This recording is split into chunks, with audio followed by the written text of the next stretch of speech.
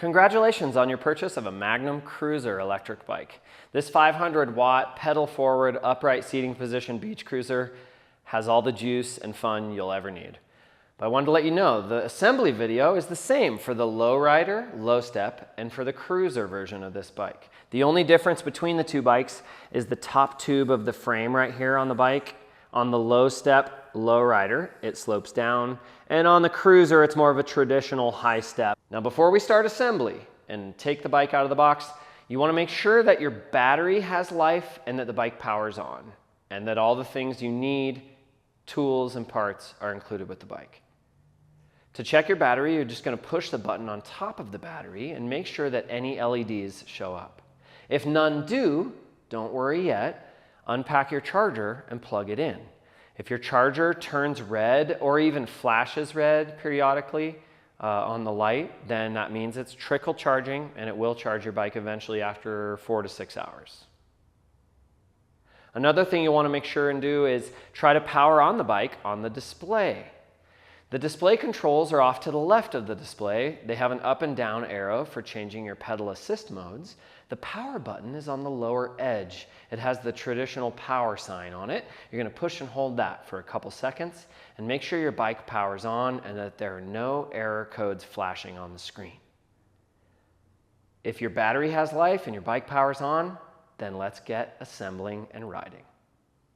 I'm Dusty here to show you the quick 4 steps of assembly. First, we're going to take your bike out of the box, remove all the packaging, and make sure that all of your parts, accessories, and tools are present so that you can get riding. You can open the box by cutting the tape, popping the staples, and removing it with a friend, or if you have a blade, I can show you a nifty way to just cut down the corner of each front side. It should be the side that says Magnum. Careful not to cut yourself. You shouldn't worry about cutting the bike because there's some foam in place there. And then you have a nice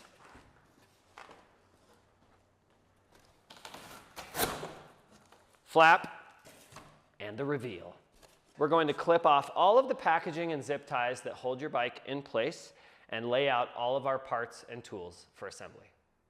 Make sure that your bike came with the included 10-piece toolkit, your pair of pedals, your charger is in that box, your front wheel along with the quick release skewer axle, your front fender, and your light.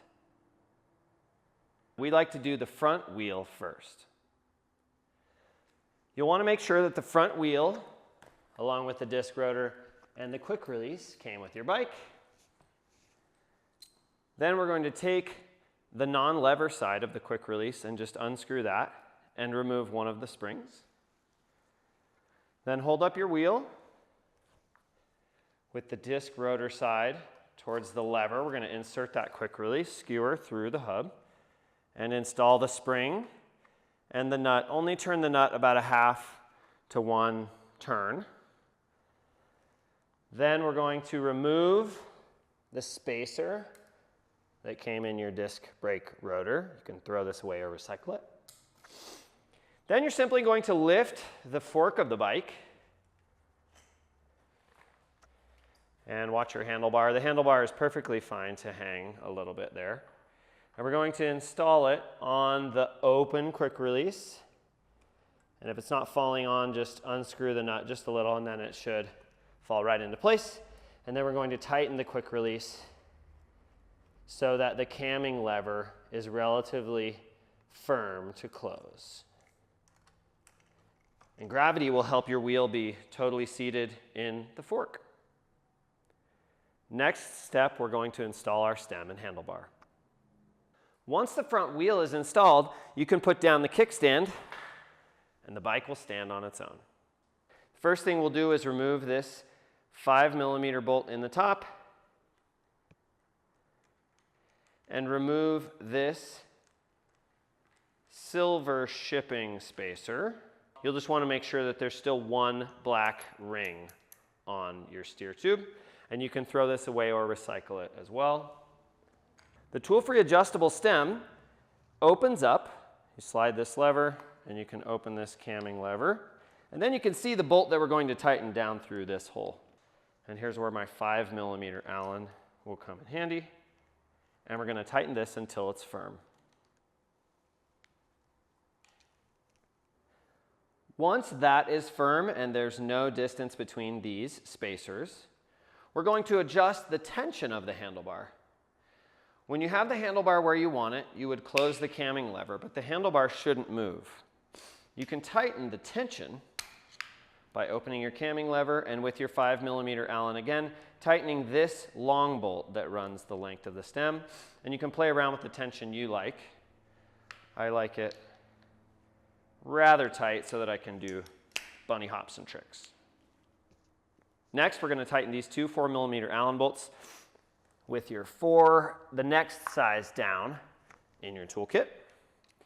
And you can straighten the stem by holding the wheel with your foot, making sure the stem lines up with the tire.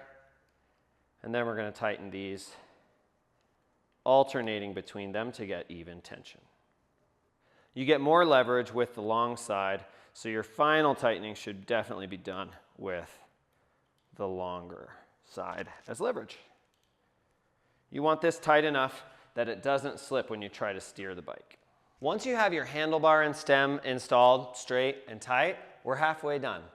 And on to step 3, which is your front fender and headlight. For this step, you'll need your 4mm Allen wrench, your 5mm Allen wrench, and the 8mm open wrench. You're going to slide your fender up on the tire until that tab is kind of resting against the fork here. And then we're just going to install these sliding mounts to these bolts here. We'll start by loosening the nut on the back of this 4mm bolt.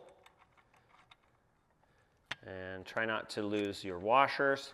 Then we're going to install the fender eyelet on the outside of that hole and tighten the nut on the back side. Careful not to over tighten it, since these are polycarbonate. If you over tighten it, they could crack.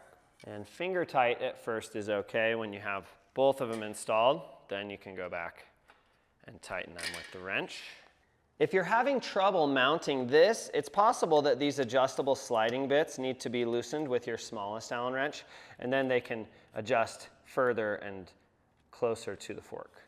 You'll just want to make sure and tighten them afterwards.